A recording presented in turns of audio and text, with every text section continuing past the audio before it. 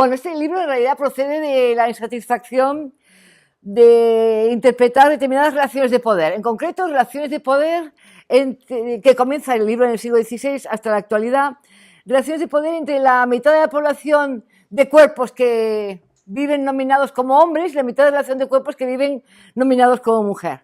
O sea, en el siglo XVI se inicia el capitalismo por estas razones que comienza el libro en el XVI y ocurre con el capitalismo cuando comienza, como ocurre con todo modo de vida, que es que se genera una determinada red de relaciones específica según, en este caso, por ejemplo, el capitalismo anula las relaciones entre los cuerpos de hombre y mujer que había en el feudalismo e instala un nuevo tipo de relaciones. Las del feudalismo eran relaciones entre hombres y mujeres muy, hoy diríamos, desordenadas, relaciones muy libres, desde el punto de vista incluso sexual, muy de complicidad entre hombres y mujeres porque trabajaban juntos, compartían el trabajo y sobre todo, y es muy importante y destacable respecto al capitalismo, es que en el feudalismo se trabajaba para subsistir, realmente se trabajaba la tierra y se comía del trabajo que se hacía, o si se hacía trabajo artesano se intercambiaba productos para poder subsistir. Pero ¿qué ocurre con el capitalismo?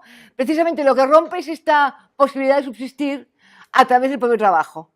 Aparece un propietario, un hombre de poder propietario, un capitalista, que decide que tu trabajo vale tanto y te lo va a pagar en dinero, a través de un salario. Es decir, ya no vas a trabajar para poder subsistir y alimentarte, sino que vas a trabajar para obtener un salario que teóricamente tiene que permitir, tú que eres hombre, que es como se comienza este capitalismo, no solamente sobrevivir tú, sino también tu familia, es decir, la pareja, la mujer y los hijos. Este es el gran cambio que se da. Bueno, el objetivo de este libro es interpretar cuál es la microfísica que sustenta las relaciones de jerarquía y dominio que se crean entre cuerpos de hombre y cuerpos de mujer, precisamente a raíz del nacimiento del capitalismo, y qué sucede en la actualidad, que este capitalismo, como todos sabemos, está en proceso de mutación, de cambio, anulación, no sabemos bien. Y por otra parte, también qué sucede en la actualidad con el hecho de que en los años 20 del siglo pasado las mujeres, perdón, años 60, 70 del siglo pasado, rompimos este entramado que se creó en el capitalismo. Y veremos cómo se rompió. Porque, en fin, cuando vayáis a leer este libro, si es que alguno se decide a leerlo, ¿qué es lo que encontraréis? Pues encontraréis fundamentalmente cuáles son las prácticas que han activado durante tantos siglos la posibilidad de que las relaciones de jerarquía y dominio del hombre sobre la mujer sean posibles, es decir, se hagan reales. Y hay una idea que es fundamental que plantea Giorgio Agamben, que dice que el miedo prepara para aceptarlo todo, y realmente es lo que sucede ya en el siglo XVI, siglo XVI y XVII, quizá vosotros lo sepáis, más de uno lo sepa, sobre todo los que hayan leído a Silvia Federici, por ejemplo, es la aparición de la matanza de miles de mujeres por ser denunciadas como brujas. Como sabéis también, donde realmente se matan más miles y miles de mujeres es en el norte de Europa, mucho más que en España o en Portugal o en Italia, a pesar de que se diga lo contrario. Y bueno, pues se matan mujeres, se denuncia, se dice que en realidad las mujeres se comen niños, que las mujeres lo que hacen es provocar tormentas terribles, en fin, se le acusa de todo tipo de situaciones y de ignominias, y entonces se la quema viva.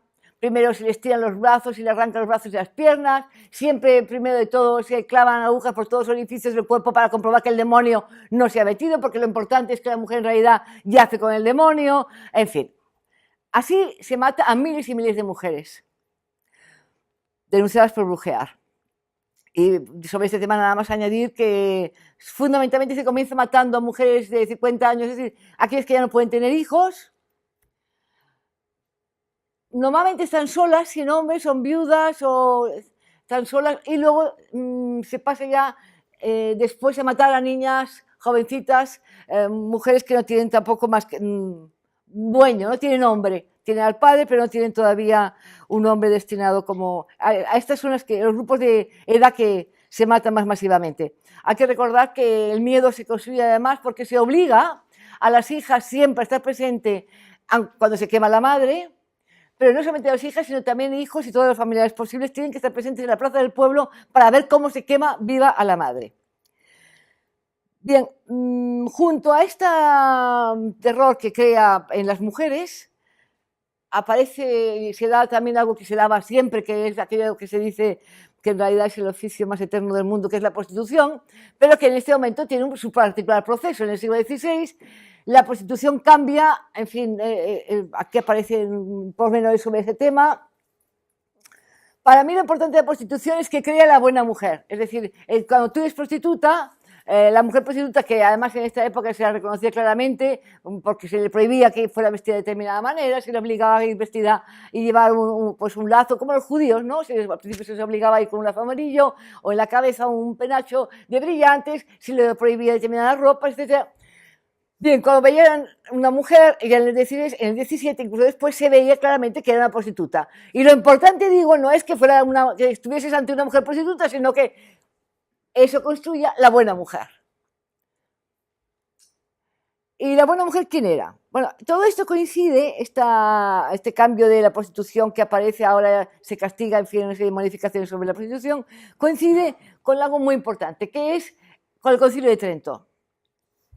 El Concilio de Trento establece que algo que ya estaba establecido antes, que en realidad cuando una mujer o un hombre viven juntos, se casan, pues tienen que pasar por una serie de rituales religiosos. No, nadie lo cumplía, aquello era un desorden tremendo. Ahora se juntaban dos hombres, tenían un hijo, no tenían, se separaban, lo daban, lo quitaban, en fin, era un gran desorden. El Concilio de Trento estableció, y como sabéis comienza en 1545, que aquellos que quisieran vivir juntos y que fuera matrimonio tenían que pasar por la iglesia y además hacer el acto de matrimonio delante de un cura, un sacerdote y al menos 2 testigos.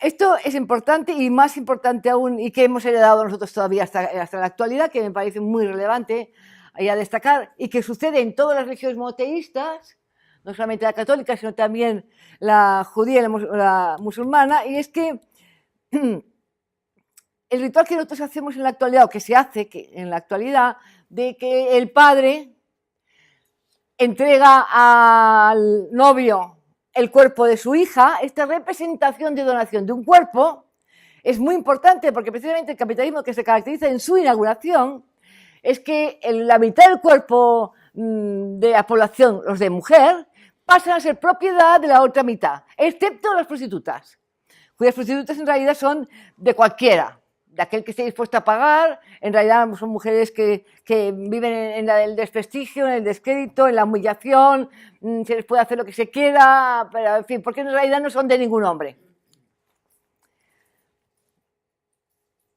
Esta situación en la que se coloca a la mujer a comienzo del capitalismo y que, como sabemos, aún en la actualidad tenemos algunos dejes. Por otra parte, ¿cómo interpretar la práctica? Planteo en el libro de que todo hombre del común, la mayoría de los hombres del común,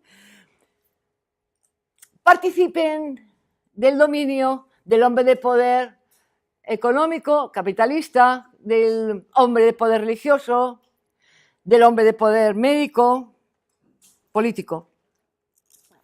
Cuando en realidad el hombre no quería aceptar el salario, el hombre no quería aceptar, los hombres que les gustaba el trabajo que hacían, y además luego con los luditas, que aquellos que sois historiadores sabéis lo que pasó, ¿no? Les gustaba el trabajo bien hecho, les gustaba la libertad que suponía el trabajo feudal. Y pasar a vivir de un salario que otro señor dice que vale tu trabajo, no querían, se negaban. Por otra parte, también fue muy doloroso para estos hombres, en aquel momento, el que aparecieron toda una serie de categorías de individuos que antes eran impensables. Por ejemplo, aparecieron individuos que eran capataces, otros que, bueno, eran patronas, eran obreros de primera y segunda, aprendices, en fin, muchos tipos de individuos, peones, categorías que implicaban sueldos distintos, que implicaban, por tanto, comer de manera distinta. ¿Por qué anzuelo se empleó para que los hombres aceptaran esto que no querían aceptar y que se negaban? Precisamente, el anzuelo que se dio fue darle un cuerpo de mujer a cada uno. Es decir, se dio el cuerpo de mujer a cada hombre, con el cual el hombre podía y llegaba a casa, encontraba la comida, en fin, retornaba al trabajo lo más pulido posible, lo mejor posible, ordenado, se alimentaba y En fin, también creó toda una alianza masculina, porque resultaba que todos los hombres, cualquier hombre de cualquier poder, tenía la misma propiedad, que era un cuerpo de mujer. Y lo más importante es que todos estos hombres tenían potestad sobre la mitad de la población mujer. Esa es una alianza masculina que precisamente, y ya voy a acabar muy pronto, bueno, primero quería comentar que, claro, hay que pensar lo que plantea Foucault sobre el poder, cómo el poder circula de los dominadores a los dominados, y cómo los dominados hacen el juego a los dominadores, y en este caso pues se apoyan los dominadores y los dominados precisamente aceptando los dominados el juego económico capitalista al aceptar el poseer un cuerpo de mujer. Decía, bueno, leer este libro permitirá en definitiva interpretar además qué sucede en la actualidad. ¿Qué sucede en la actualidad cuando hoy hay una pregunta que hace Judith Butler que es interesante, ¿no? ¿Cómo es posible? ¿Cómo es que se convirtió el cuerpo de mujer en matable? ¿Cómo se ha convertido? Nos está matando, ¿no? Todo el día ahora bastante. Pues bien, todo este desarrollo que aquí presento permite interpretar qué sucede, pero sobre todo lo que sucede en la actualidad, decía antes, es que en los años 60, 70 del siglo pasado rompimos con esa estructura que creó el capitalismo. A mi entender, y esto lo propongo, entiendo que precisamente la crisis capitalista que estamos viviendo en la actualidad nace y se asienta en la ruptura de esa estructura de ese entramado, cosa que no se dice, solo se habla de 2008 y que si, yo creo que la ruptura del entramado que provocamos las mujeres, porque toda sociedad tiene un entramado entre los cuerpos, concreta, y que además no estamos dispuestas a volver hacia atrás, hace que el propio capitalismo se tenga que repensar. Bueno, pero también es cierto que da lugar a que la alianza masculina también en cierta medida se rompa. El hecho de que el propio capitalismo no posibilite alianza entre los hombres para poder subsistir, para en definitiva poder adquirir un salario que permita a su vez cumplir ese papel de pater familia. Bueno, yo creo que la relación entre el hombre que maltrata y mata a la pareja y también a los hijos, pero no voy a entrar en ello porque es algo que estoy publicando después de este libro, tiene que ver precisamente con esta ruptura. Nada, ya quiero acabar diciendo que sí, que se escribe para liberar la vida de allí donde está presa la vida y que este ha sido mi objetivo, en cierta medida, liberar a la vida de tantos cuerpos, y si lo he logrado, pues lo dirá el lector, aquellos que queráis leerlo. Nada más. Gracias.